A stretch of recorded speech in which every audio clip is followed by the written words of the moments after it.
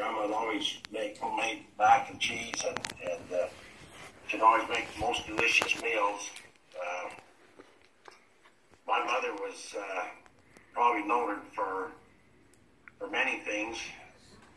All the special things that you mentioned about your mom are true, but when I grew up, we had a lot of family dinners, and oftentimes my mother was she was the main cook at these dinners, whether it be Thanksgiving or Christmas dinner or just gatherings. We had a lot of dinners over to Granddad's house, and I'll always remember. You guys don't remember him, don't know him, and the grandkids certainly don't, but Uncle Earl was married my mom's sister. Aunt Fern. Aunt Fern. One that was in the care center that played the organ. Yeah, Aunt Fern, you siblings remember one Christmas we went over there and she played the organ for us. She did not know how to cook at all. And one year we went to Disneyland. The older ones remember, I think, Scott, you were, I don't know, 5, 6, or 7 or whatever. Anyway, when we went there, we stayed there that night. And the next morning, she fixed breakfast for us, and she burnt the eggs. And we literally had a burnt offering for breakfast. And for her breakfast, she would put everything in a blender, beets, carrots, turnips, you name it. She'd put all that in the blender and blend it up, and then that's what she would drink. That would be her breakfast. I often wondered, many years before that, when Uncle Earl, her husband, would come up for, like, say, Thanksgiving dinner, he didn't weigh 120 pounds soaking wet. He was just a little thin, wiry guy, and he was a great violin player, but I often wondered, he could eat 2 or 3 heaping plates of Thanksgiving dinner. I mean, full heaping plates of Thanksgiving dinner. And I thought as a kid, I thought, there's no way you have room to put that anywhere. And it wasn't until we had that breakfast, a burnt offering, if you will, at their house many years later, I understood why when he came, he had to fill up. That might have been his only yearly good meal he'd ever get once a year. I understand that's why he'd have to fill up. And Mom was always a gracious host. She was well known for her fudge, for her divinity, for her cookies. You remember, guys, you remember that she always made holy cookies, angel food cake, and it's always been a special. That's why there's no wonder why my cholesterol is high as it is. But anyway, that's one of the things I'll always cherish. And of course, all the other qualities you mentioned. You know, mothers are so important, and your mother likewise she's a queen. There's no better person on earth than her, and we appreciate all the comments you made in her behalf. Well, my mother was a fun mother. When I'd go on a date, she would come home, and I would come home.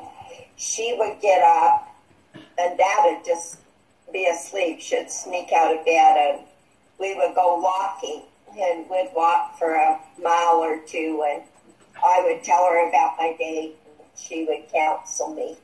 She was so great that way. And Mother was a really fun person. I don't know if you kids remember,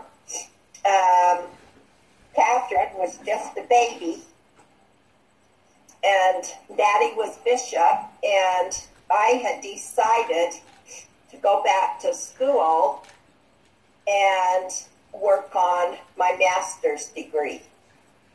So in order to do that, BYU had an outreach program in Fillmore. And by going to school these 6 weeks, I could take so many classes and Actually, I got 2 degrees that summer. But anyway, so I called Mom and Dad and asked if it'd be all right if we came over and the kids and I, and during the week, and then Mother would tend you kids while I was at school. What I did was I taught school. I taught summer school, worked with several students from BYU, worked with some of the professors from BYU. Anyway, and Mother would take you kids down to the wildlife park. And do you remember where the wildlife park was? All of you? Anyway, it was a park that was kind of down the hill at the bottom, and Mother would take you down there and cook hot dogs and let you play in there's a cement ditch there, and then there was Chalk Creek there. And you just loved to go out and play in Chalk Creek and run around down there. It was a foresty area. Anyway, and then another time that Mother was tending you was around Easter time, and I don't know where we were. But Mother decided that you were going to have a great Easter. So she loaded you kids in the car and took you to the sand hills. And they were down in Flowell. And you had to go on this little road and go up in there and stay, go quite a ways back in. Mother had you kids, and she's just tooling along back in there. Anyway, she kind of got stuck, and Dad wasn't with her.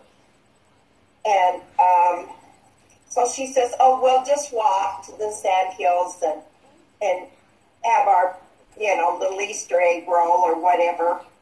Anyway, she had a hard time getting out, but she finally got out, and I don't know how she got out. I don't know if any of you remember this, but I remember Grandpa, he would just, when he hit that frustration level with Grandma, he would say, maybe I should have, he'd say, hell, June, what were you thinking? I remember him saying that to her. Oh, June, give him some money. And Mother, she's just out to have a party. It was a good time. So anyway, my mother was a lot of fun. She would go with you, and the party was fun. She would go shopping. She was a Relief Society president for years and years and years. She was a primary president for years and years. She was a great, great leader. And probably most of my growing up here, she was involved in leadership. And, it was a little more difficult because Dad wasn't super active when I was young. And so, she proved her faith by being strong even when it was difficult. So Grandma Smith was one in a million. I love her to pieces. She was the greatest mom ever. Thank you for the things that you said. I just want to say, when you have great children, in-laws and outlaws, and I'm talking all of you, when you have great children, and when your grandchildren are fun and willing to talk and willing to go places and do things, when they confide and are willing to share their lives with us, why, it's easy to be a grandma and a grandpa that love to be together. You really do bring us a lot of joy.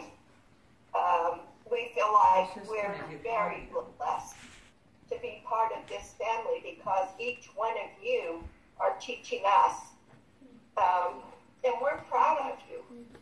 So all those things you said, they mean a lot to me, but I feel like in return that each of you are the reason that we are so happy that we enjoy life so much is because of each of you, each grandchild. You're all different. We love each one of you individually. And just want to thank you for the joy and happiness that each of you bring to us.